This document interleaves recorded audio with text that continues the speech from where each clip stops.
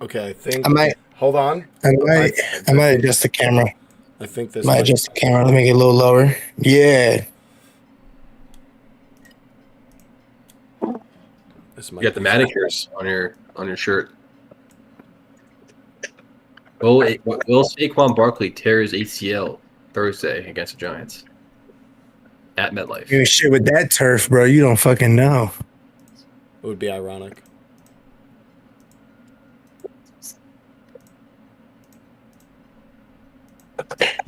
Get some water. Okay, I think we're all right. Everyone, stop talking because I think I'm currently live on YouTube. What's up, YouTube?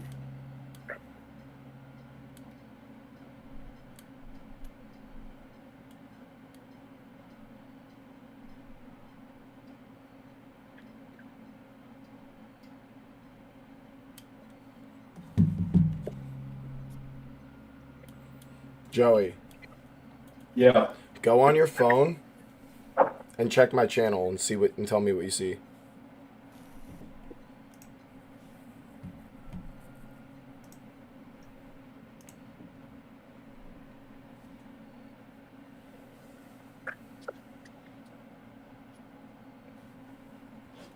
I see that you're on there. I'm on there too. Oh, the stream is showing up. No way, Dan. Talk to me. Dan, I think it's working. You got it? I think I got it on YouTube. You can search up my channel real quick, and you might be able to see it. I did it all through OBS.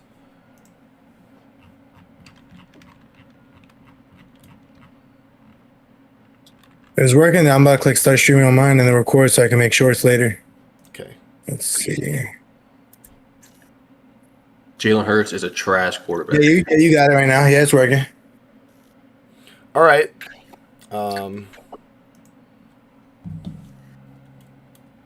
You should have put a little question mark on the Commanders, John, because since we said we're looking for one. Yeah, I was rushing through all the descriptions and stuff. Let me just edit them all real quick. Let me just edit this. I was rushing through all the shit. Sorry about that. Dang, bro.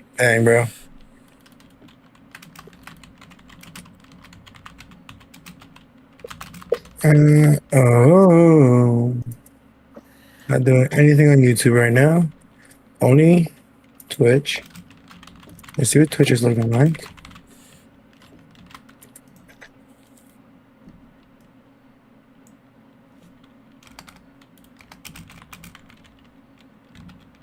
When are we getting started?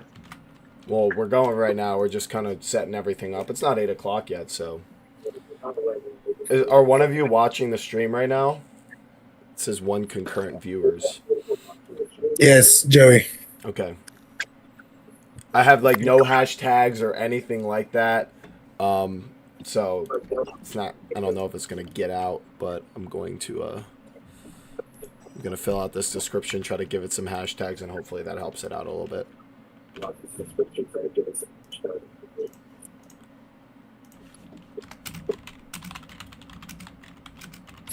Got some stuff added. Freddie Freeman doubles to right field. Teoscar Hernandez to third. Dodgers got second and third, no outs. Top of the 7th.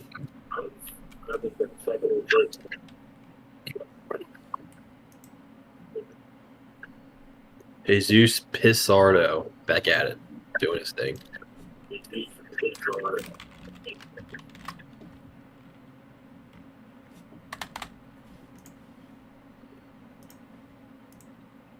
I see someone else is also live at the moment.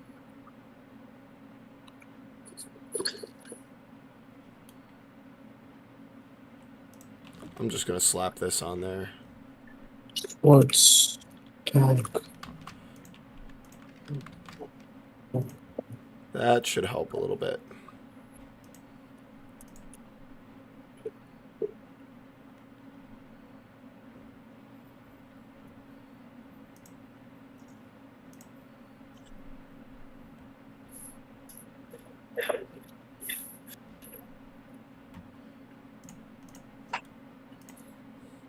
Okay, we are 4 minutes away from 8 o'clock. It says we got 2 views. Nice.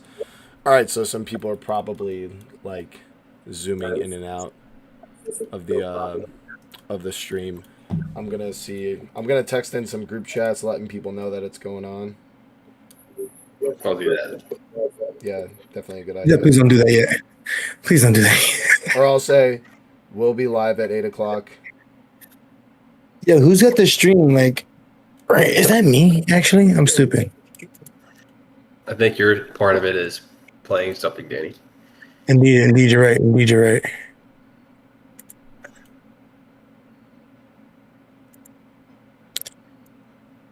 Indeed, you're right. Indeed, you're right. We are locked in. Ryan Kirkring just came in, Danny. What do you think? He's got second and third, no outs. Are these a free 2 runs for the Dodgers? I mean, this guy stinks in my opinion. Dodgers need to get at least 1 run here.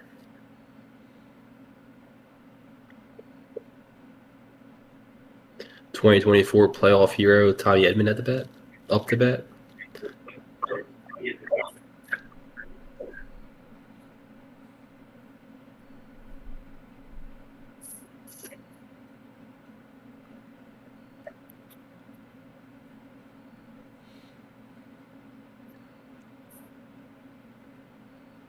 Oh man, these Phillies, bro. Danny, where do they go from here? You guys were knocked out Joey, by the Mets. Drop a text in Battle of the Bums. Say that all 3 of us are going to be in the stream.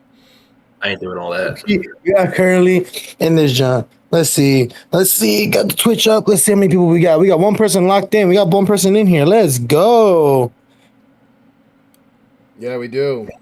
Whoever you are, thank you for being here so far and bearing with us as we figure this out. We gotta make sure we do this, John, right. You know what I mean? We gotta make sure we do this, John, right.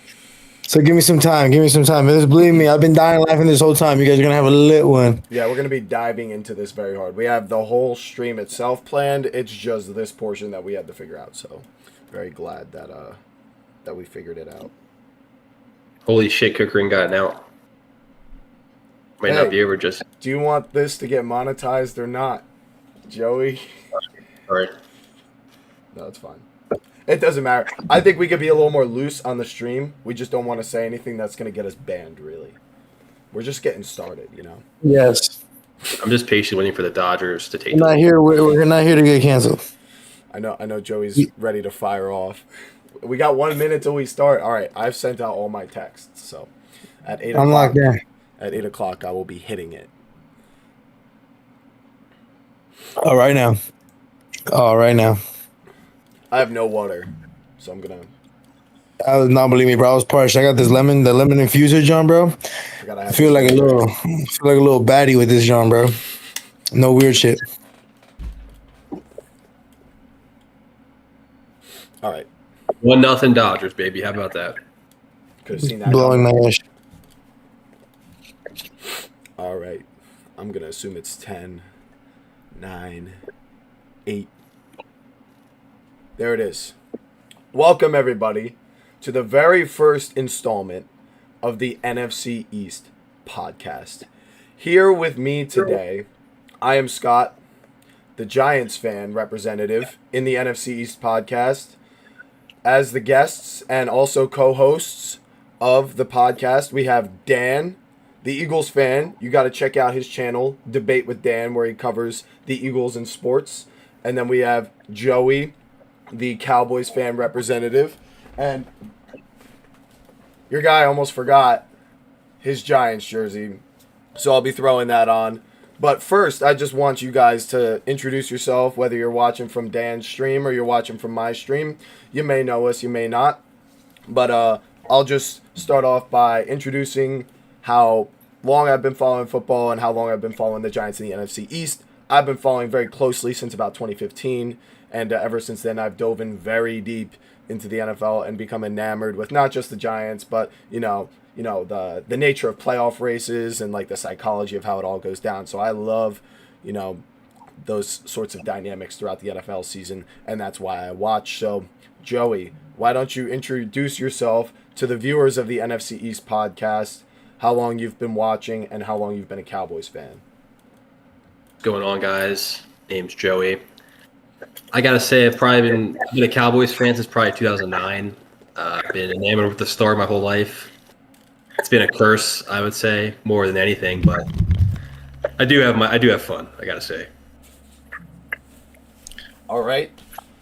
Dan, would you like to introduce yourself to the stream viewers and how long you've been watching football and how long you've been a fan of the Birds?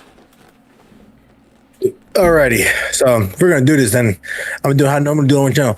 What's going on, everybody? That one dude is in the house, baby, and we are back. Well, actually, with the first John of the NFC East podcast, man. Oh man, I've been excited for this, John. But in terms of how long I've been a Birds fan, bro, probably since I came out the womb, bro. I remember my pops told me I came out with a Brian Dawkins jersey, just straight out my mom's hoo-ha. You know what I mean? And we here, bro, since day one, locked in. Since Brian Westbrook, since Brian Dawkins, since Trent Cole, since Vinny Curry, bro, we locked in all day, every day. I'm telling you, I love my Birds since day one. I'm telling you, we locked in. I still remember slightly of the 2004 Super Bowl, but guess what? We back. We up 2. I got no issues, no problem, bro. No way you remember that Super Bowl. Yeah, bro, I'm telling you. I still remember. He had the Eagles hat and everything. Bro, I'm telling you, I had the Eagles shoes on. I shat myself in my diaper. Was that your very first memory as a human being on the planet Earth? That was probably one of my first memories when I locked into this world, bro. I'm not gonna lie to you. All right, so that's Dan, that's Joey, and once again, I'll repeat, I'm Scott. We have all been friends for a couple years now, and as fans of different teams in the NFC East, the dynamic of us discussing football has gotten borderline violent at times, but we have very much enjoyed that dynamic, and I'm so glad that we can bring it to you here today. So I'll quickly break down our plan for the show today and what we plan on covering. It's going to be about week 5. We got some big questions and things of that nature, but here's the order that we're going to go in. First, hey, we got a follower. On Twitch. Clap it up. Give me Johnny. Give me some. Give me some, bro. Give me some. All right, that's good news. So the plan is for today. First, we are going to cover a quick recap of the game scores, who won, who lost. We're going to say what we thought was the most surprising game of week 5. Then we're going to go into our 5 big questions of the week 5 show. That is going to be, are the Ravens going to miss the playoffs? Are the Eagles still the best team in the NFL? Should the Giants fire Brian Daboll midseason? If this continues, you know what that is. And then, are the Buccaneers legit Super Bowl contenders? And then at the end, I will produce a top 10 list, and Dan and Joey will tell me where they agree or disagree with that list. We'll have some closing thoughts, and it's going to be a great time. I cannot wait to get into it. So, quick recap of week 5. Also, currently, this is being live streamed right before, and it will be going on during the Monday night game between the Chiefs and the Jaguars, so they have not played yet. But on Thursday night, the 49ers upset the Rams 26-23. The Vikings in London beat the Browns 21-17. Guys, if my mic is a little loud too, you can tell me that as well, because I cannot hear that. The Cowboys destroyed the Jets 37-22. The Giants lost to the Saints 14-26. I've got a fiery reaction up on my channel about that one. The Colts blew out the Raiders 40-6. The Panthers with an amazing 17-point comeback versus the Dolphins, winning by a score of 27-14. The Broncos upsetting the best, or viewed as best team in the NFL, 21-17, beating the Eagles. The Texans beat the Ravens 44-10.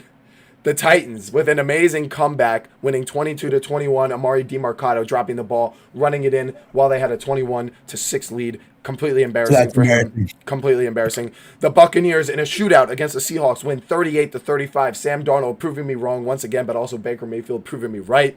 And then we had the Lions 37-24 over the Bengals. I think we all saw that coming. Alternate spread. Let's go.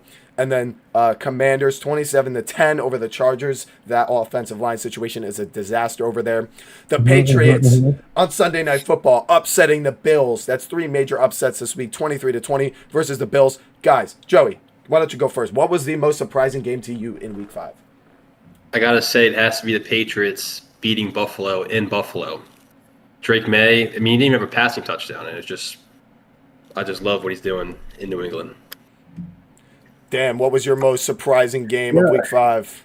I can't even lie to you. No, I can't hate on that. I fully agree with that whole take. You know what I mean? Like, of course, I'll talk about like the Birds more later on and stuff like that. But I'm not really like, I wasn't shocked about the Broncos' loss, if I'm being personally honest, because of the fact that I felt like it was needed. But like I said, I'll explain that later down the road, later down in the conversation. But the Bills, 21-3, being honest. The Bills should be.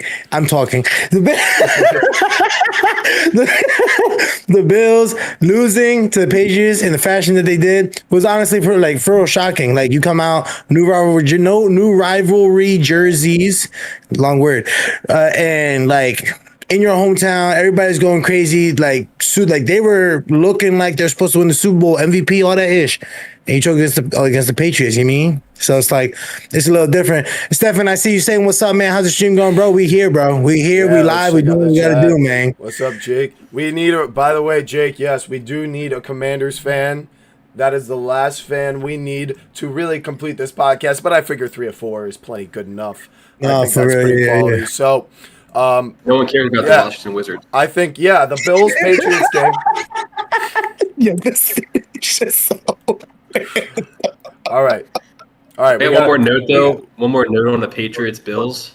Yeah. Stephon Diggs turning back the clock, going for 146 yards against Buffalo. Yeah, I can't lie. He does go off against them. He does go off against them. On the Texans and on the Patriots. So, yeah, I mean, I did still think the Patriots would cover that, what was it, like 7.5 point spread. I had a feeling, I thought it would be a closer game, just Mike Vrabel primetime, like, figured he'd have a good game plan. I did not think the Bills would lose like that, but my most surprising game of the week, to me, this could be totally biased, but I just want to get this out there. The Giants losing to the Saints the way they did after the way they beat the Chargers last week. They didn't have Malik Neighbors last week.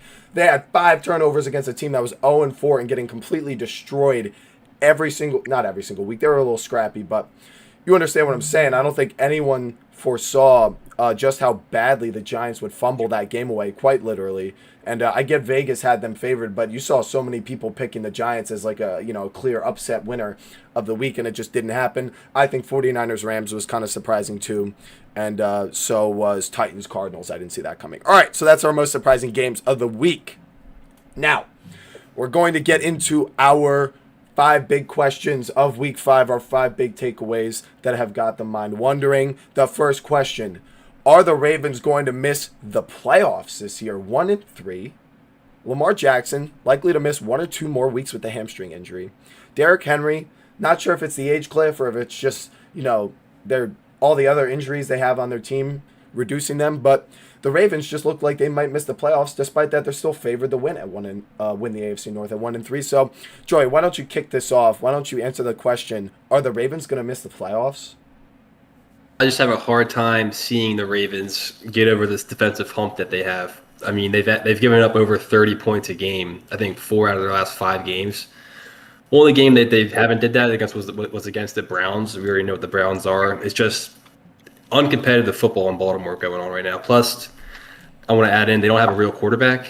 I just thought I'd say that. I mean, realistically, they have the Aaron Judge of quarterbacks. He is a regular season merchant, and right now he's not even doing that. So I don't know. I just have a hard time seeing that. Plus, you can mark them down for 2 losses against Pittsburgh. It's guaranteed every fucking year. They can't beat Pittsburgh. So that is facts. Plus money to win a division right now. It doesn't make sense to me. Dan, are the Ravens going to miss the playoffs? Personally, I say yeah. What's it called? I just don't feel the same aura, the same feeling when it comes to like playing. Like the thing is like I feel like since like all of us of course play on the same team, like when you walking in and you better win a game. And every time I feel like I see the Ravens step to the field, it's like they low-key ain't trying to fucking be there. Personally, like I think Zay Flowers is like a huge flop. I think like dude should be like gardening rather than catching footballs because I don't know what the hell's going on here. I pick him in fantasy 2 years in a row, and he sold me both times.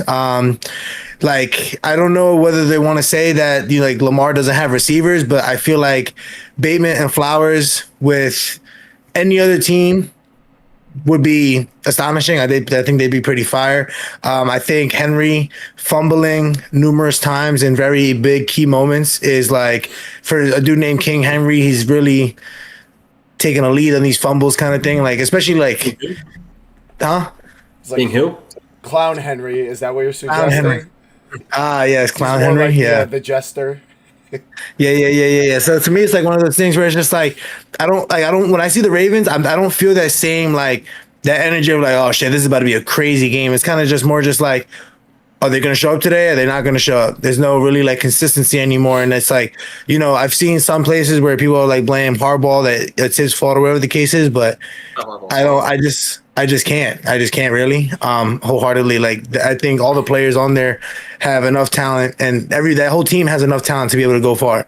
But all I'm saying is just like I don't think Lamar is getting as much hate for doing what he's doing as much as Hurts does, and personally they have a good amount of weapons on both teams. So that's just my point of the whole thing. So no, I don't think the Ravens are gonna make it personally, but. All right. First, I just want to respond to the chat. Good luck to you also, Gene. We have a showdown between Brian Thomas Jr. and Brenton Strange. I'm down by like 3 points or something. So, yes, good luck. We'll see how that game goes. 22, what's going on? What's happening? I see you just joined the chat. What's going on? What's going on, guys?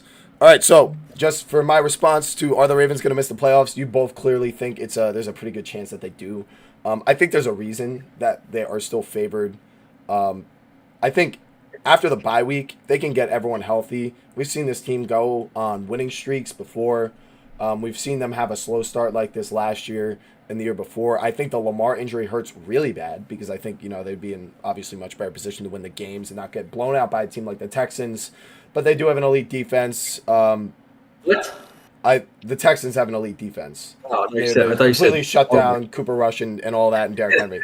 But I think it's definitely going to be close, but I'm not sure that the Steelers are just going to hold on to the division lead. You got to remember that the Ravens could still make the playoffs at 9-7 if the Steelers have, some kind of fumbling, losing streak down the stretch. The Bengals, obviously, they're out of it, and the Browns are not going to make the playoffs, obviously, or win the division.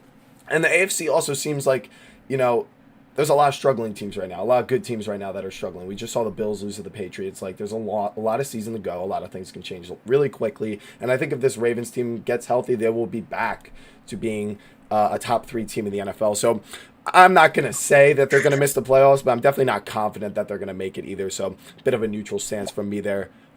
Anyone have anything to say in response before we move on to the next question?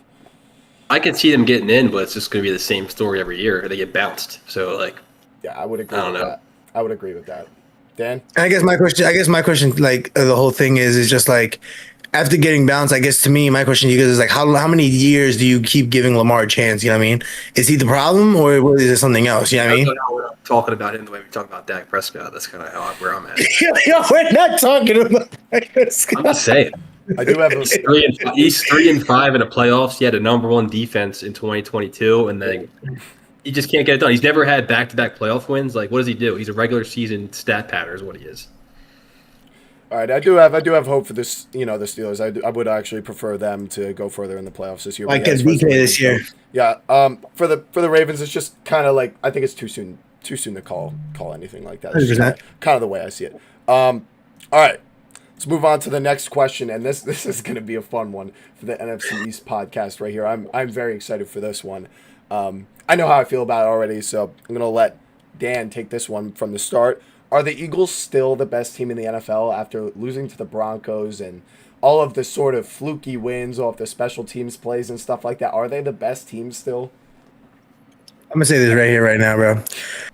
Fuck yeah, they're still the best team. And let me explain to you why.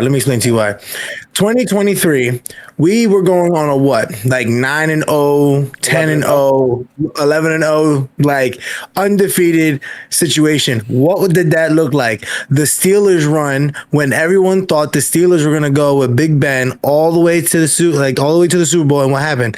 First round exits. So it's like as we've talked about beforehand, like offline and everything like that. It's like I have been telling when I went back to Philly this weekend, I'm like, I need them to lose this week. Why? Because you never learn as a football team what you're good at and what you're bad at when you lose week 10, week 11, week 13. Because guess what? By that point, all these teams that may have 2-3 losses, you know, like the Cowboys and what's it called? Yeah, 3-4. We got 2. That's what I said. I said 2-3 losses. It's okay, man. Continue. You're just lucky CD Lamb had Butterfingers. That's really all it comes down to. You guys had an easy. You're muted. You're muted. Dan, you're muted. All right.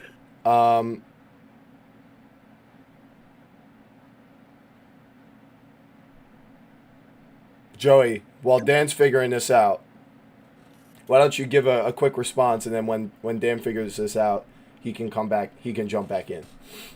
I just don't know how you can watch the Eagles play football and, number one, enjoy what you're watching. It's a terrible product to watch. It's terrible. They can't throw the ball. The one time they let Jalen Hurts throw the ball 40 times, what happens? They lose. No surprise there. Realistically, they got bailed out week 1, and then they got bailed out again against the Rams. I mean, it's just, I don't know. It's just, I just don't see it. They remind me more of 2023 than they do of last year. I feel like they lost a lot of talent in the offseason, and that's showing with their depth and all, especially on defense. The talent that they had on defense that's gone. The O-line's regressed a bit. Saquon Barkley looks like he's regressed. And then Jalen Hurts is just, he's nothing more than a game manager who is a fullback at the same time. So, I don't know. I've never watched. I guess I'll just leave it there. And then again, I wanted to bring this to the best team in football, Indiana Jones and the Colts. How about that? All right. 12. I'll leave it there. Leave it there for now. We'll come back to best teams in the NFL as a full slate. But Dan, do you have your microphone working now? Yeah, we're back. We're back online. All right. Continue, and you can kind of respond to that. To finish that thought before I get back into that whole thing. So my whole thing is we've seen it before, and I've seen it, like we're back to it again. 2022, 2024. We went on a hot streak. We thought we were like that. We thought we had to go, but then guess what? This last season, we took losses that while everybody was like, "Oh, see, they're fake, they're false. This isn't the team. This isn't it." It's like you're gonna grow throughout the time, and that's why it's like seeing all this, I guess, tea about, AJ Brown's drama, this, that, and the third. They hate this, they hate that. It's like I don't buy it. I'm not there for it. Why? Because it's like, to me, it's like I've always seen Philly media growing up my whole life that it's blowing stuff a little bit out of proportion, where it's just like all you gotta need is just to sit back and you like watching the team itself. It's just like you could just tell like they all are on the same mission. They're there to win. They're trying to lock in. They mess up now.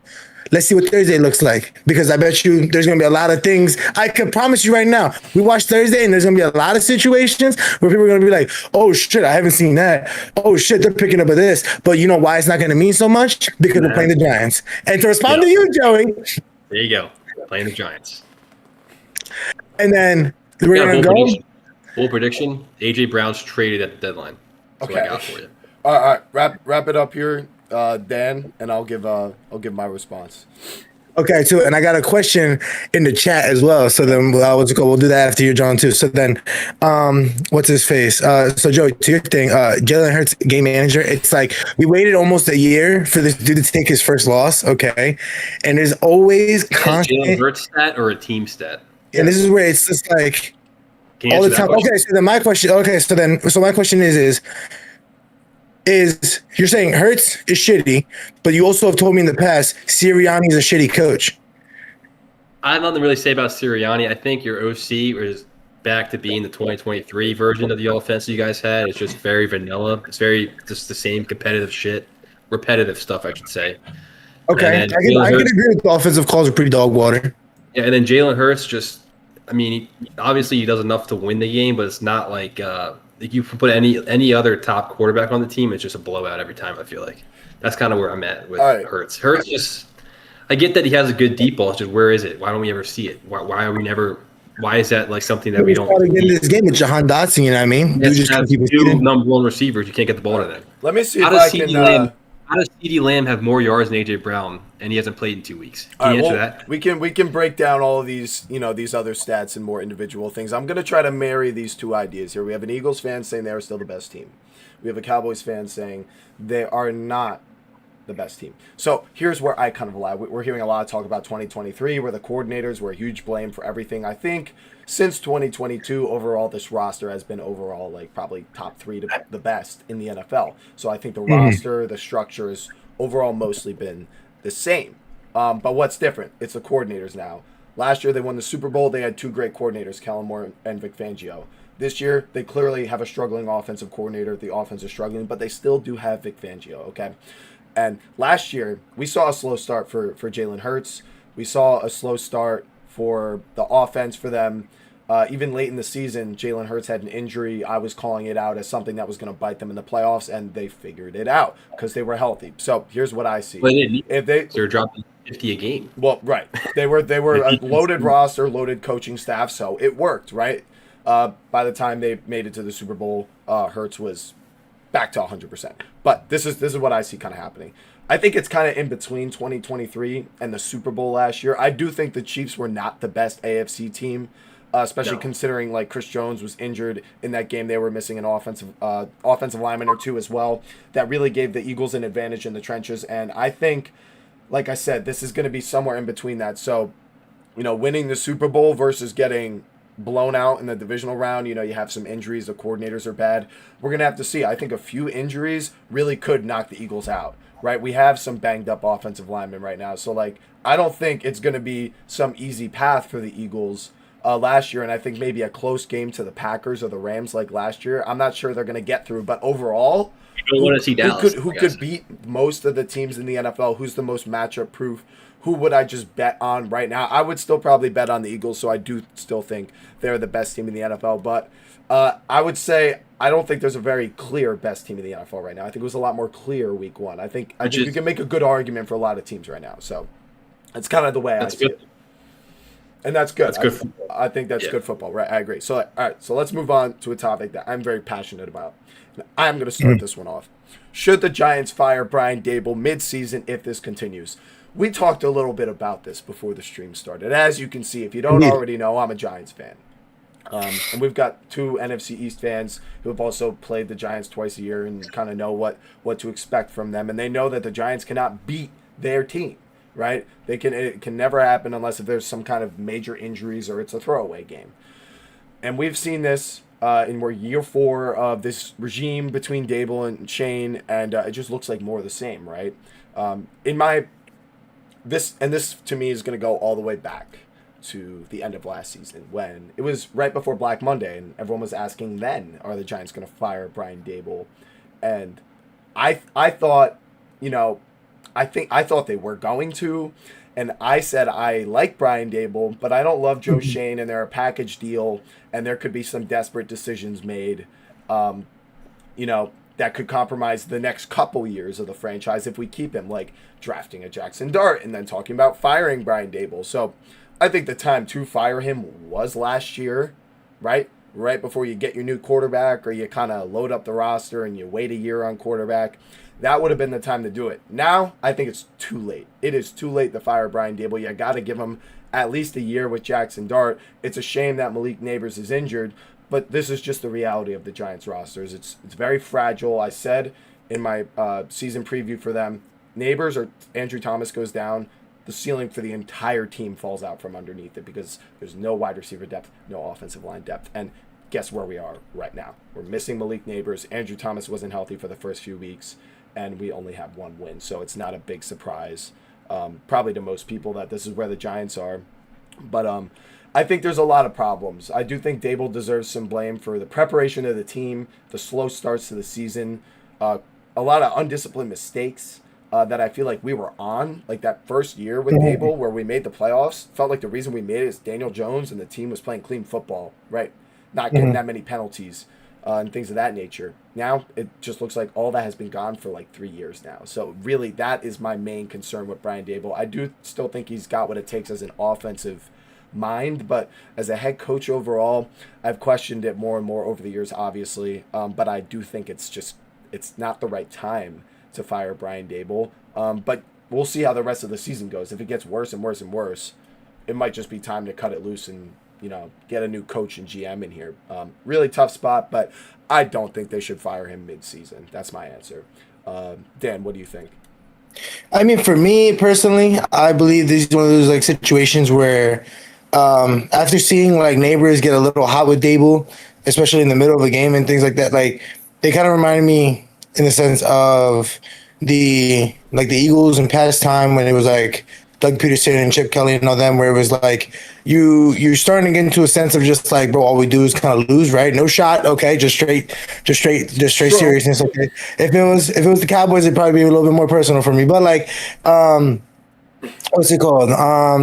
It's just one of those things where I feel like you need like Scatterboo and Dart. I feel like are part of the pieces you guys need genuinely to have that great like morale boost, that sense of just like, yo, we are like the New York Giants. But it's like Daboll's, I feel like hard demeanor plus hard play style, and like back then, like you and I when we were watching the game, wondering why you have Daniel Jones running a QB sneak, like he's supposed to be like some Josh Allen build and all that ish in between to like get all. So it's like that's kind of like I guess Behind idea that when like not line really is what it was for me. You know what I mean? So it's like one of those things where it's like looking at it, seeing like, okay, like you're not able to perform. He's getting agitated, having to take all these players out, wondering like, oh my God, what's going on? You're killing the mojo of the team. And like, if the team itself isn't there mentally, they're not going to be there for game day. So to me, it's like to get rid of something that you know is hurting you. One being like Daboll, I would not be opposed. I low-key think it would be smart to try to separate him from the team like they did with the Saints. When they got rid of their coach midseason, they brought in, what was it, their special teams guy, and the morale completely changed. Commentators talking about, oh, they love him so much. And the Saints ended up showing up towards the end of the year last year for absolutely no reason. They were not going to make the playoffs, but at the end of the day, it's like it changed the morale, and look at them now, you know what I mean? Like they're still on the best record, but it's like the team's a lot more put together now with Kellen Moore having spirits raised, and now we're here. So I think there's more benefits to than just coaching, but also too like the mentality you have together, like as a team in itself, especially in like the rebuilding stage. Like through my experience in the Chip Kelly era, like when you realize, oh shit, like this is actually a good team, you're having fun again. Like it really does help you a long way. So low key, it's like Daboll might be low key of a negative cancer that might be killing you guys with his. So it's like the opposite of if it ain't broke, don't fix it. It's like it's broke, fix it now. It's broke. It's time to fix it now. Get your improvement started as soon as you can.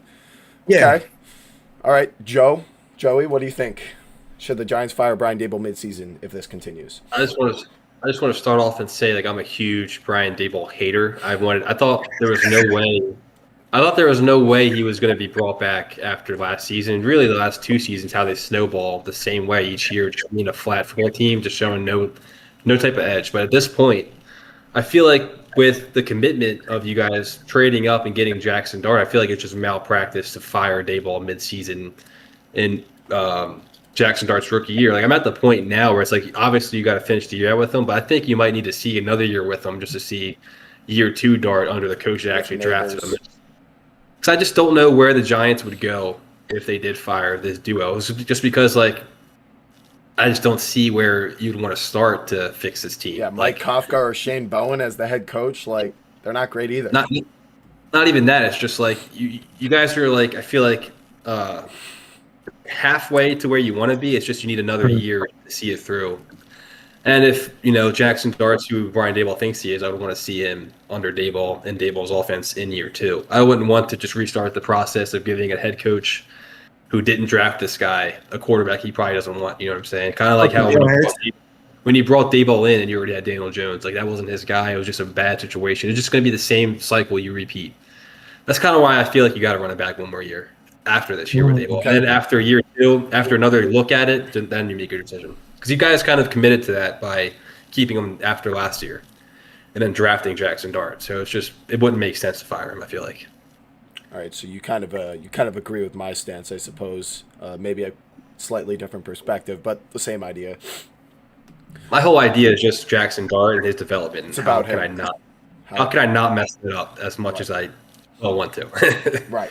And I think that is the most important thing is the future of the franchise is the quarterback. It's a big problem the team's had. They've had many other problems like the wide receivers and O-line. I think the defense will figure it out if the offense isn't the worst in the NFL, turning the ball over 5 times. I think the defense is, Bowen, we could talk about him as a coach, but I agree. I think Dart needs to be the main priority.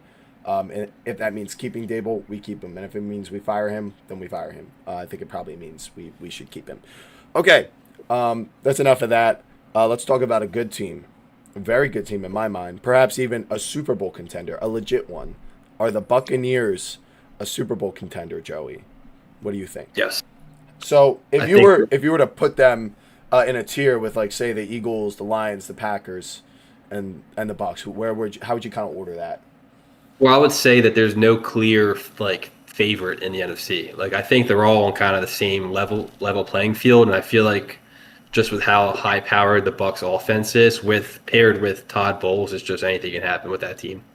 Just a matter of what Baker does when it matters the most. Yeah. Dan, what do you think?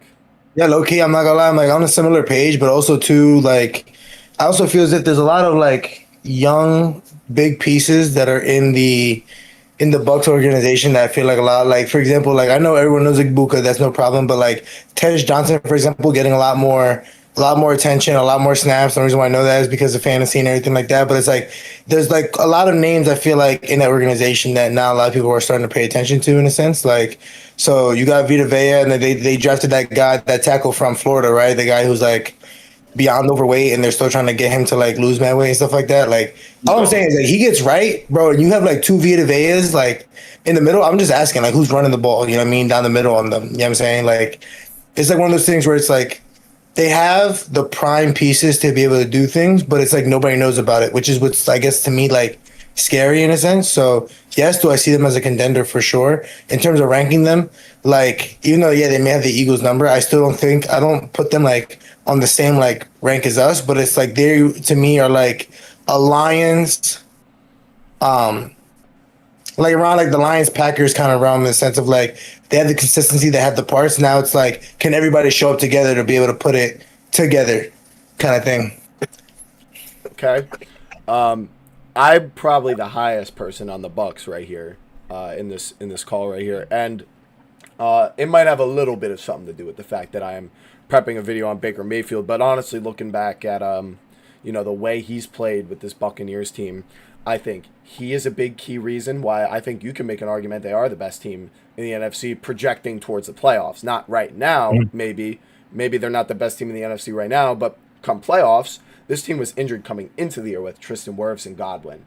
Every single week moving forward, those two are going to get healthier and healthier.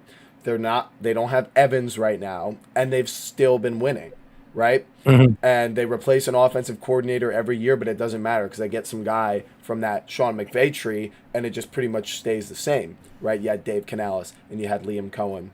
I can't remember who it is off the spot right now, but I know for sure it's another Rams guy. So I just think you're talking about all the pieces they have. So we have Evans, Godwin, and Egbuka, and then you got Tej Johnson as your 4. You got Bucky Irving, Rashad White, and Sean Tucker. I love that running back trio. I think Tucker and Sterling White. Shepard. And you have Sterling Shepard as your wide receiver 5, right? The offensive line is good. Tight end, Kate Otton's okay.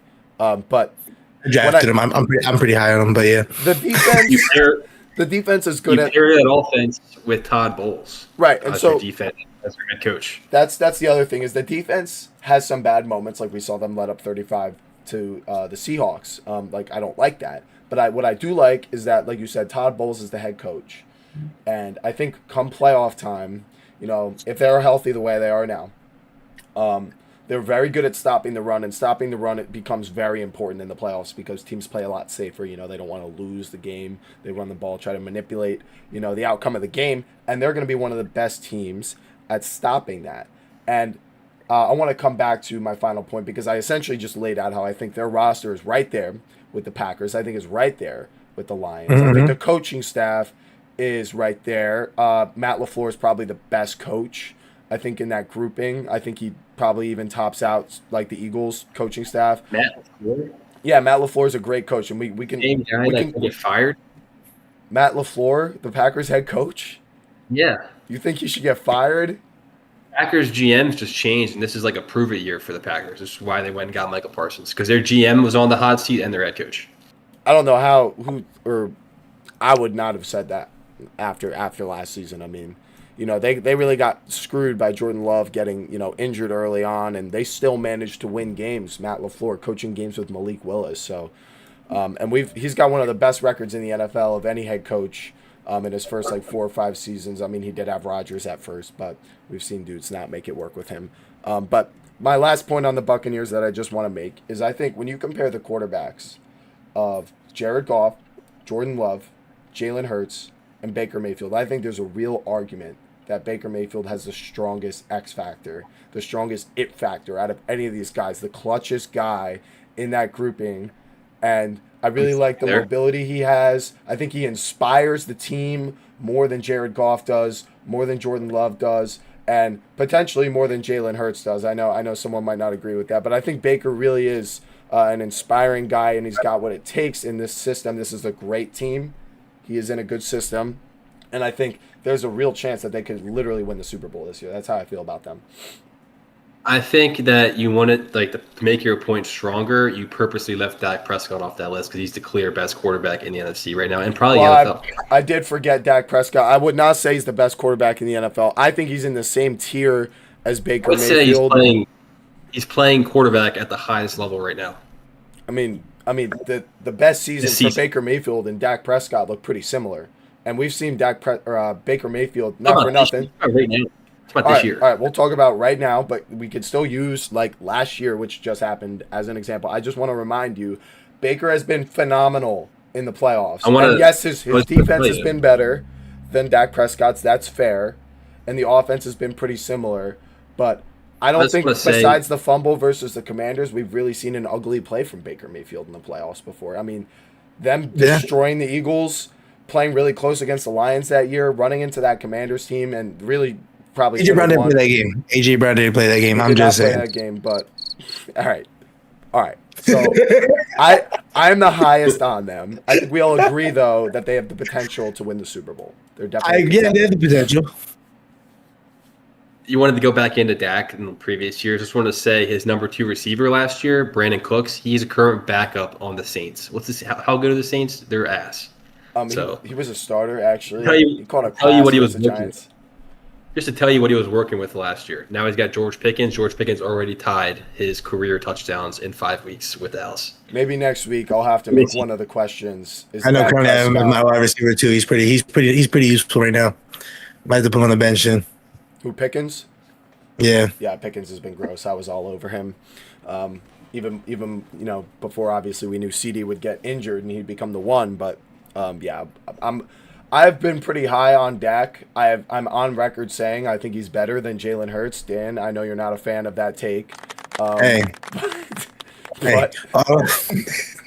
But we can have lengthy discussions. I'm gonna try to do a quarterback top 10 list at some point. And maybe I'll bring it on the show and we can talk about Dak Prescott. He can have his own question because I do think he's making a case for it, and you make a strong case for it. So I'm excited to keep talking about that. All right, so before we move on to the next portion, I want to get to some of these comments. Gene, he was on the show on the Pocket last year talking about the Giants. I'd love to have him back on, but he says fire him during the Week 14 bye. So you give the new head coach 2 weeks to prepare and get the team ready. I think if you were to fire him midseason, that probably is the best time to do it. I still think if you're gonna fire, I still think we probably shouldn't do it. But yeah, I think if you were to fire him, that would be the best time to do it. He also said, I also think if you fire Daboll, Shane's got to go too because he's just as much to blame. Totally agree.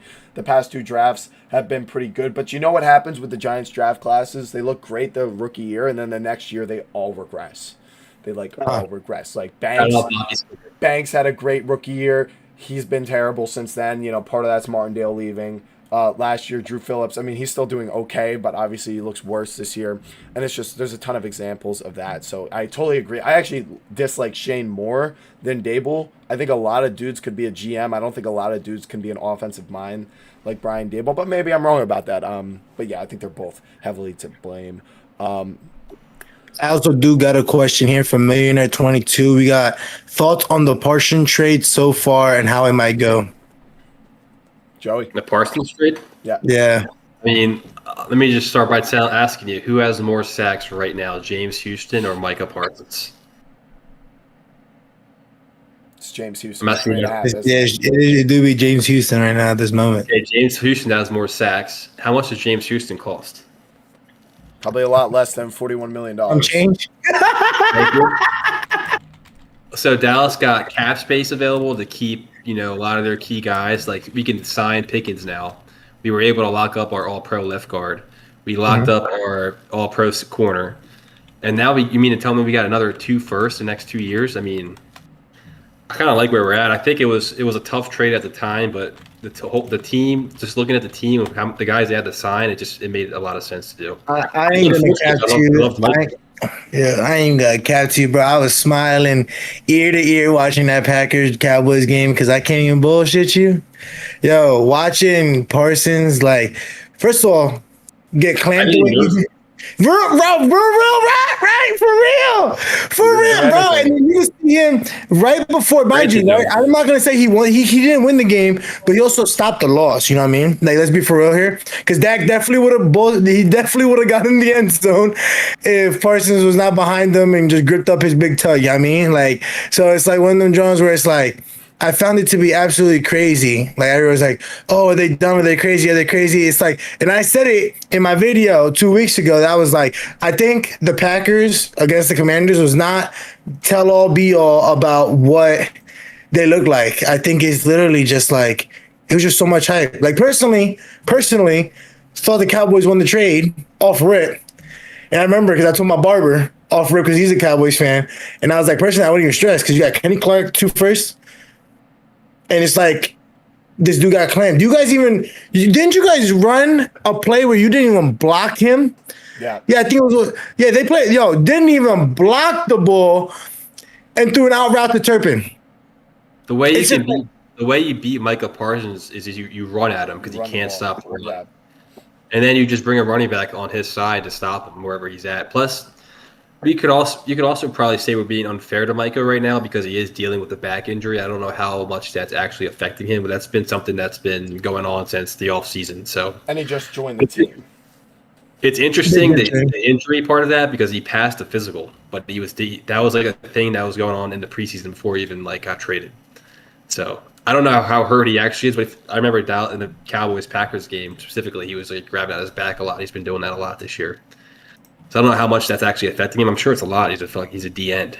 Right, D end. You're basically going to be hunched over the entire time. Yeah, you're on the bend the entire time, and you have a whole 300-pound dude on your back as you're freaking. Another thing though is that there's just so much pressure on Green Bay now because that was a win now move. So they don't win it to fail. So they don't want people to fail for that. So that's kind of like they got all the pressure. So that's true. The Cowboys get to rebuild over the next 2 or 3 years. I personally ripped this trade when it happened. Because at the time, the Cowboys, I didn't think were in terrible position. I thought the Cowboys were, potentially going to be maybe not winning the division, but could make the best playoff push we've seen Dak have. I thought trading him away would have taken that away. Obviously, you're taking the excellent player and converting some of that value to future draft capital, so it's not going to help you this year. So it seemed like you're taking a step back this year, right? So that is the truth. I don't think, Kenny Clark and James Houston is quite the same as having Parsons. But what it does do is it makes them a little more matchup versatile. Cowboys defense was always horrible against the run. And in the playoffs, that was a big problem for them. I do think these edge rushers are going to get clamped up by these better offensive lines in the playoffs. But they might be a little better at stopping the run. So we'll just kind of see what happens. It seems like Eberflus, he needs to get fired. Yeah, I don't know. Is it the injuries or is it Eberflus? I'm not too sure. It's Eberflus. We're not a zone defense, and we're running zone. We're a man defense, and it's just it's a terrible scheme fit for the players we have. That's the thing. You got Bland and Diggs. Those are 2 just straight man corners. Yeah, it's kind of like basically what the Steelers are right now, having Ramsey and Slade. Another thing too, Micah, is if we had Micah Parsons, there's no way we're 2-1 right now. We would have beat Philly, hands down. We would have beat Philly. he impacts the game. I can't lie. It would have been it'd be a different outlook right now if Michael Parsons wearing the star on his helmet. Unfortunately, he's not. Yeah. All right. I'm not sure if there's any other questions. I do see Ryan Botchka said, Scott, please put faith in the Steelers. Aaron Rodgers is back on the perk. He does look really way better than he's looked the past 3 years. So I definitely like what I'm seeing from the Steelers. I would love this. That was when we were talking about the Ravens that he said that. We got some Go Birds in the chat. Hi, big fan here. The Cowboys are like my Wi-Fi strong signal in the first half. Total collapse when it matters. We'll see. We'll see, because I don't know if that collapse is going to happen in the playoffs. They might just lose like a normal way. They might not get like 40 dropped on their head. But you play the Rams. I don't think you guys beat the Rams or the Bucs. I'll tell you this. I heard Volch Lombardi say this. It's like the Cowboys' offense is good enough to you'll be in every game. You can compete against anybody with your offense, but your defense is so bad that you'll be in every game. You can't. Yeah. It doesn't matter who you're playing. Like you'll be in every game. That's you're gonna be. Yeah, it's just two completely lopsided, offense and defense, basically. That's an exciting season. If the defense were just middle of the pack, this is a good team. It's just unfortunate that. Then again, they looked good agast the Jets. But what is that worth? That's the Jets. Yes, the Jets. 5 indeed. sacks versus the Jets doesn't quite count. Well, their line's not bad. No, it's not. But and Fields is a good scrambler. But you know what? That passing game, just in general, the passing game isn't going to work. You're gonna end up with some sacks. I don't know how many sacks. Garrett Wilson needs to get traded, bro. All right. What's that? Garrett Wilson needs to just get traded, bro. No, he wants to stay. He said this is they took a chance on him. He wants to stay with Fields, and they believe in him, so he likes being there. All right. Here's what we're gonna do now. I don't have a graphic for this right now. I'd like to get a graphic for this in the future, but I'm going to be telling both of you my top 10 teams in the NFL heading into Week 6. So this is going to reflect a lot of what we've talked about already, but you both can kind of tell me where you agree or disagree in future shows. I'd like to be able to, get some graphics up for everyone to be able to see.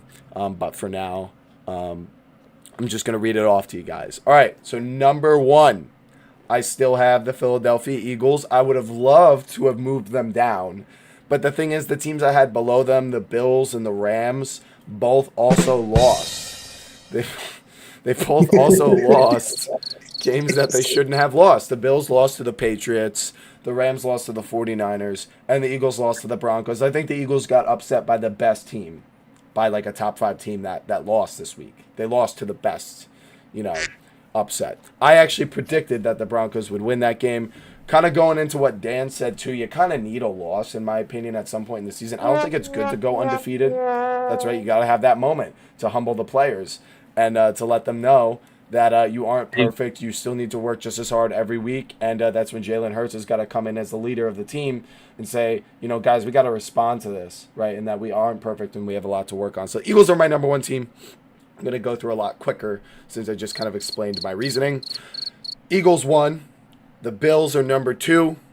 The Rams are still number 3. I still really like what I've seen from them. Number 4, though, I have the Chiefs. I'm really starting to believe that they're going to be back.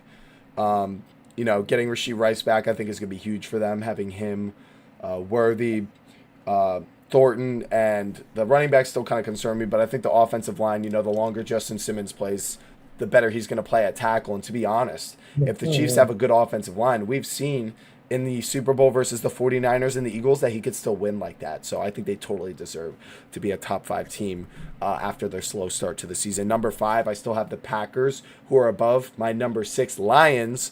Those two teams are right neck and neck, but the Packers did beat the Lions, so I gave them the edge. Number 7, list is awesome.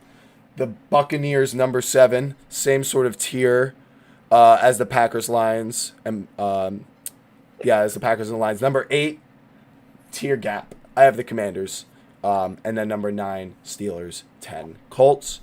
I have 4 honorable mentions: Broncos, Jags, Cowboys, and Ravens, just because I have a little bit of faith in the Ravens. So one more time through the top 10: Eagles, Bills, Ravens, Chiefs, Packers, Lions, Buccaneers, Commanders, Steelers, Colts. Guys, what do you think about this list? Who wants to go first?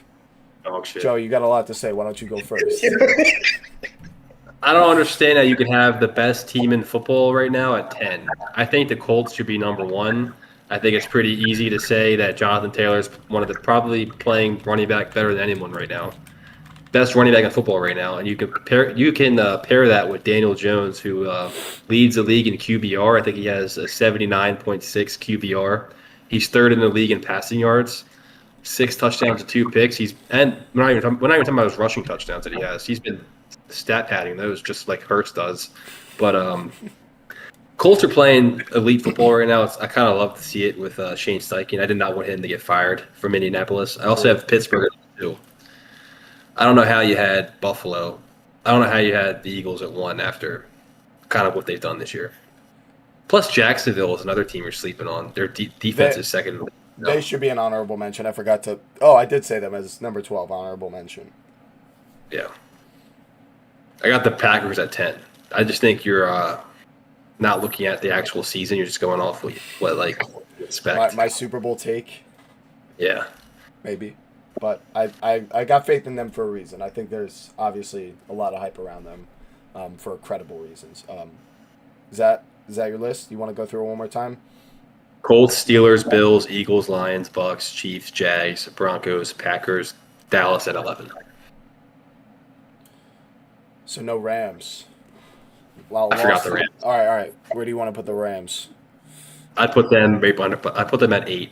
I'll put them above the Jags, under the Chiefs. All right. I don't know. It's just they've been weird this year. I'd say. They have. I even thought the Rams last year. I was a little surprised that I actually was right for having faith in them. I think their defense is really bad against the run. I can't believe their game with the Eagles was so close, but they still lost anyway. Lost some really fluky games this year that they shouldn't have, and that's not something I expect from Sean McVay and Matt Stafford. Dan, hit me with your top 10 list. So for me, of course, starting it off, of course, I got the Birds at 1 easily, and it's overall for me just because of the fact that it's you could tell they still have that like something in that game when they knew it was when it was do or die. It's like seeing Hurts throw that Hail Mary and hustle the way he did. I'm just bro, this team still has what it needs, and they still have that fire. Of course, the Birds are the one, they the champs last time I checked, so I can't disagree, and I'm not gonna sleep on them. Going 2, I got the Bills. Number 3, I got the Rams. 4, I got the Bucks. I know Scott before you had the Chiefs, but I think their dominance and how ruthless Baker has been in terms of wanting to win and making sure he's hustling and getting the ball where he needs to be and making the right plays, I got to give him the respect. I got the Colts at 5. And the thing is about the Colts that I didn't put them any higher is because genuinely, right, you know damn well, if Hurts were to play these teams, we would not be talking about – we would be shitting on him like crazy. Their first one being against the Dolphins. Let him go. The Titans, the Dolphins, the Raiders, and the Broncos. We just lost to the Broncos, but at the end of the day, right, it's when the Eagles had their 2023 season. And Scott, we had this conversation before, the 2022 season about a Mickey Mouse error. You never got to see somebody really challenge them. Yeah. It's something new. No one's ever seen it. Different scheme, different style, different all this stuff in between. You don't got film on. What happened to CJ Stroud after year 1? Sophomore slump. Jaden Daniel, still a little bit off, but he's having to figure it out now slowly, you know what I'm saying? So it's I'm not going to sleep on the Colts, but I'm going to keep them in the 5, but I can't put them any higher until I see them play somebody like the Rams, who they lost to in a key moment like that, the way they did, that it's in reality, it's you could be a playoff team, but you're going to go far. That's kind of where I'm at with it. 6, I got the Chiefs. 7, I got the Lions. 8, I got the Steelers. 9, I got the Packers. And 10, I got the Jags. Okay. Who was your number 1 again? The Eagles. The Birds. You just had to get that one in there. You had to get that shit in there. All right. It seems like, Joey, where'd you have the Eagles? I have a 5. I think you didn't even have them on the list. I'm not even going to bullshit you. I was just making sure you had them on the list. If we average, if we average our rankings, I think we have the Eagles as our highest team. I can't do it all right now on the spot. I'll be able to do that in future shows. But I think if we did have an average ranking, that would be it. 1 second, guys. Big Powerade bottle. Yeah, big Powerade bottle. Gotta stay hydrated with body armor. 100%. Just kidding. The St. Giants Nation show. Yeah. Shout out Bobby Skinner. Yeah, shout out Bobby Skinner. But yeah, I think really, and the truth is, there is a bunch of ways you could order these top 10 lists right now. We just saw 3 top 5 teams lose, upset games, and there's a lot you could take away from that. Some of it you could think is just they didn't show up that week, they had a bad week, one bad player, or is it really telling of a weakness from the team? We're not really sure. All of these teams have flaws, but this is the best time in the NFL when you're not really sure who's going to win. It's always boring when you just expect it to be like the Chiefs or something like that, or the Eagles. Like I thought it was going to be, I thought they were in their own tier of inevitable, but that's clearly not the case anymore. So, does anyone have any closing thoughts for today's show? We could just kind of hang out for the last couple minutes. Anything stick out to you? Dak Prescott, do we talk about, do we have the Dak conversation now and kind of lead into You kind of had one already. Yeah, we kind of already had one a little bit. It's gotta be long as hell. Oh yeah, personally, the one thing I'm gonna talk about that really is starting to flip me, like really tick me off. I am over the celebration of releasing the ball as soon as you get to the end zone. I don't think it's 1,000%. I don't think it's flashy. I don't think it's cool. I don't think it's savage. I don't think it makes a statement. I think all it does is it makes you like clench your freaking cheeks the entire time while the replay's happening, wondering to yourself, please tell me I've crossed the plane. Because I'm not gonna watch it. When he did it at first, it looked like he extended the ball and then tried to flip it like it's a layup. But last time I checked, you got a helmet on your head and you're playing football. So it's like one of those things where I'm just like, I'm so sick and tired because like this is not the first time it's happened this season. It's actually been like more than it usually has been. And I don't know why people think that's like a statement or whatever the case is. I don't know what you guys think, but it's like there's like certain celebrations that I'm just thoroughly like confused why we even think that this is like a cool thing to do. I don't know what you guys think, but I 1,000,000% agree. I'm all for celebrations in the end zone. I think it makes football fun. But I think it's one of the most selfish, stupid things you could ever possibly do as a football player is throw the ball like you're describing. Why even risk it? Why would you even risk that? I don't think it looks cool. I totally agree. I never thought it looked cool to just throw the ball. Oh, I just got into the end zone. I'm going to just drop the ball. That's not cool. I don't know who started that trend saying it's cool, but it's not. Someone's got to find out. We'll find it for the next show. Who's the first NFL player to ever do that? We got to find that guy. Yeah. I got 2 thoughts on it. A, you're a bottom of the roster guy doing this. I feel like you should be cut. And then 2, like just think about your job security and you're doing that. And 2, they lost the game because of that. Literally because of that. Yeah. Just, I feel bad for the Cardinals. I think Kyler is not good. Kyler's a fraud. He looks awful every Sunday. I watch him play. And then Jonathan Gannon, I feel like, is just getting cheated kind of. Honestly, it's really, you see karma really hitting this man hard, bro. I think he's a good coach. It's just unfortunate the roster that he has. And the they just keep trying. Buda Baker's gonna get traded at some point. I'm so excited for that. I love Buda Baker as a player personally, and I just think it's just very frustrating to me seeing the Cardinals and how they play because, Joey, you were one beforehand. Remember early in the season, I was trying real hard to get Marvin Harrison from you. Yeah. For the longest time, and then makes no sense. He came up big. He came up big the first time, but like I don't know, I don't know whether Kyler's the problem or it's just because of the fact that like the Cardinals O-line isn't that great. They're not that hot, but like you also have Kyler trying to scramble for his life, but also Kyler just be looking like he don't even want to be there. He can't see over the line. He makes a boneheaded play. I think I'm low-key taller than him, bro. Low-key do think that. I am, as you guys can see, I'm a Kyler Murray truther over here. I think anything they've ever said about Dak Prescott or any of these other quarterbacks in bad situations applies to the Cardinal. He was the number 1 overall pick, went to a garbage organization, and just until now, they finally get Marvin Harrison Jr., and I don't think it's been Kyler's fault that they haven't been able to get it going. The defense finally is starting to look better, but last year it was decimated with injuries. You saw what he did with Prime D, end of the Prime D Hop. Right. That's what you would think, and that was Prime D Hop, to be fair. But that's what you would expect. And their wide receiver two is what? Michael Wilson, Greg Dortch. It's the same thing as the Giants, except Harrison hasn't worked out nearly as well as Neighbors. So I'm still going to stand by Kyler Murray. I don't know exactly where I rank him right now. That's still something that's in heavy flux. But I think on a team like the Eagles, I think he would do what Jalen Hurts does. That's personally how I feel. I don't see any reason why he wouldn't. I think the tush push would be a little different. But I think other than that, obviously the structure of the offensive line. The tush push would definitely not work with Kyler Murray behind that drum, bro. Well, you could just put Goddard there. I mean, that's what other teams do, is they just use the tight end. It doesn't matter because that offensive line is what's really making that play work anyway. It doesn't, if anything, it would have. Go ahead. I feel like you don't watch Kyler play football, is what I feel like. I feel like you just check the stats. I'm not checking. No, Kyler is as incompetent as they come at quarterback. I think his big flaw is throwing over the middle of the field. Obviously, as a shorter quarterback, that's going to be an issue. But you quite literally cannot put a price on play extension. I think he's one of the best at it.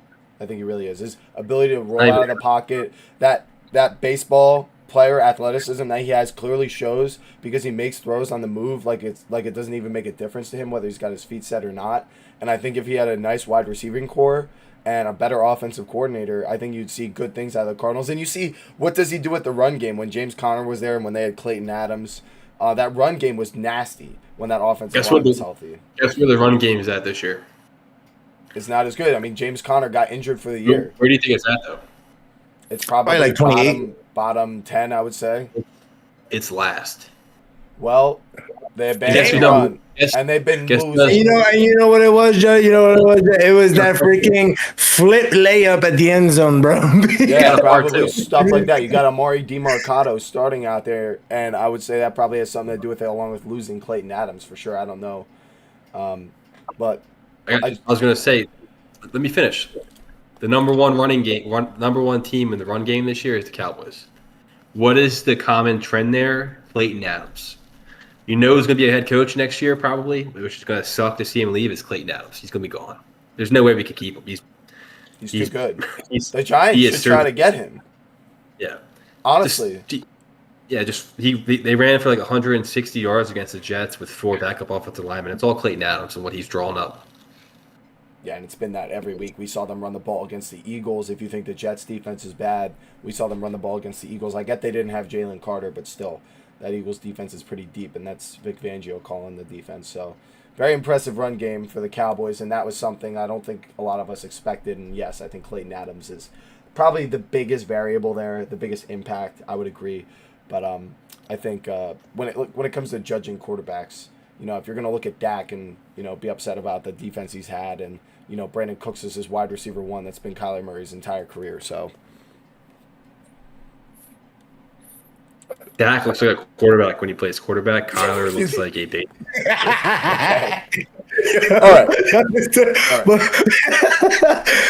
All right. My whole thing with the whole concept of like offensive coordinator, like, because I'm assuming like, because how many coordinators has Kyler had so far already? I don't even know. A lot. Probably a lot, right? But the thing is, it's just like, that's where I guess I'm curious, is because it's like, so is Hurts, so is Mayfield. Yeah. But it's like, what makes Kyler, you know what I mean? Like, besides, like to me at this point, it's just like, is the GM why is the GM not in the hot seat? Because you're clearly seeing that the picks that they're making, I'm not even gonna lie, I don't even know who the Cardinals' first round pick was this year. So it was, they had a D-tackle. It was what's his name? The pass rushing one. Walter Nolan, wasn't it? You might be, actually. It was Walter Nolan. Yeah, and they put it was Walter Nolan. Either way, the D tackles first round so far have been underwhelming. They have.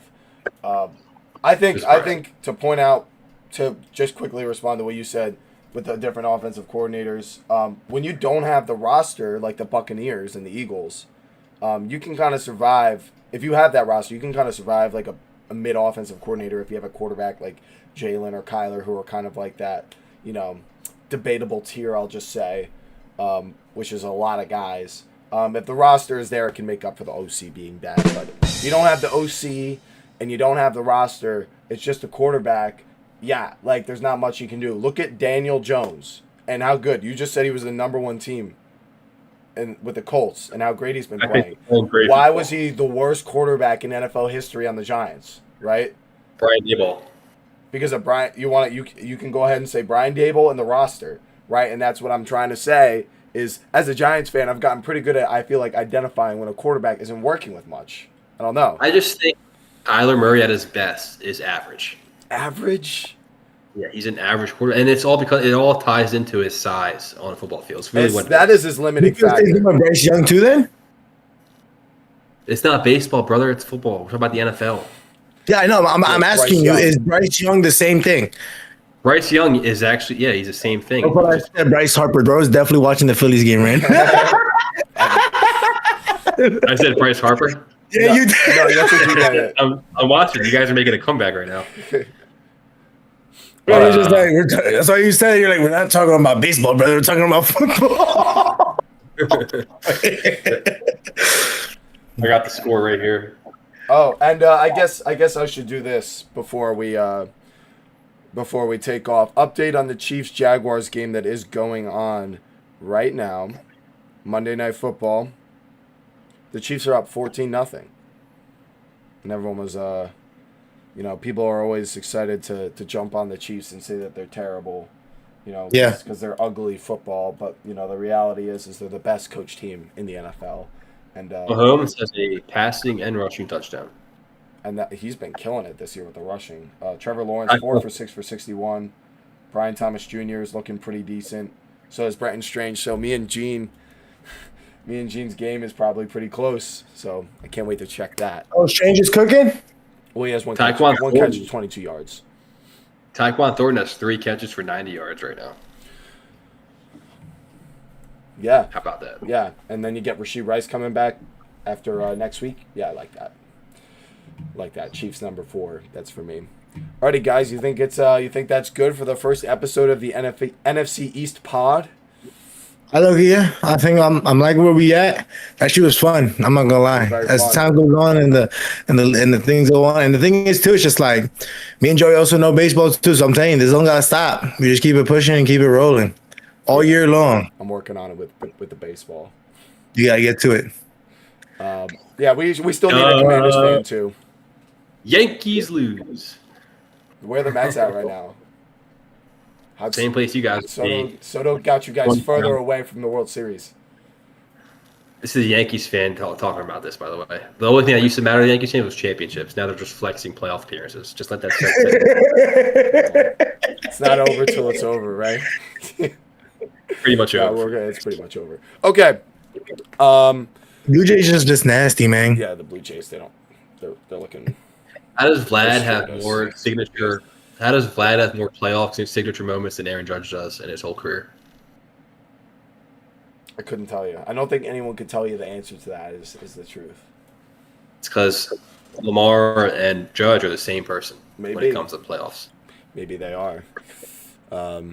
Hopefully they aren't. Hopefully they both can eventually win a ring because they both definitely deserve one for how good they can I hope be. neither. I hope they retire ringless, both of them. That's a pretty strange thing to hope for. Especially Aaron Judge. I hope Aaron Judge retires with nothing in his resume, championship-wise. Well, that I get a little bit more. But all right, guys. Before this gets too long and people don't want to click on the video, we'll just shout out that the plan is to do this every Monday night at 8 o'clock, recapping that week of the NFL, answer some big questions, say who our biggest surprises, best teams are, and all that kind of stuff, and just have some fun. Still looking for a Commanders fan. If you guys know one who would love to do something like this, please say it in the comments. Drop a like on the stream. It'll help push it out to more people just like you who want to see NFC East content, Giants, Cowboys, Eagles, and Commanders. And subscribe to the channels that are present. Mine would be The Pocket. Dan's would be Debate with Dan. He's also got that one dude where he does gaming. Very versatile content creator right there. And then Joey is a mysterious one. I'm not too sure what he's going to be doing, but maybe he'll start something at some point. But if not, you can catch him here with his lovely sound effects and hatred of particular things. All right. Yeah. Thank you all so much for watching. It was a blast doing this, and I can't wait to do it again next week. I'll see you guys. I'll catch you on the next one.